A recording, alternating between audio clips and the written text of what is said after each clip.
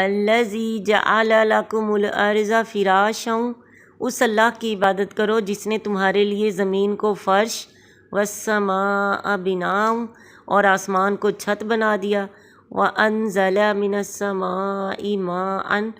اور آسمان سے پانی برسایا، فاخرج به من الثمرات رزقا لکم، جس سے تمہارے کھانے پینے کو پھل پیدا کیے، فلا تجعلوا للہ اندادا وانتم تعلمون، لہٰذا دوسروں کو اللہ کا شریک نہ بناؤ اور یہ باتیں تم جانتے بھی ہو۔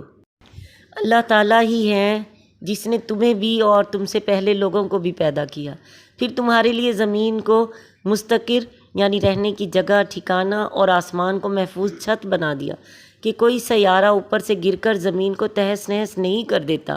پھر تمہاری تمام ضروریات زندگی اسی زمین سے وابستہ کر دی،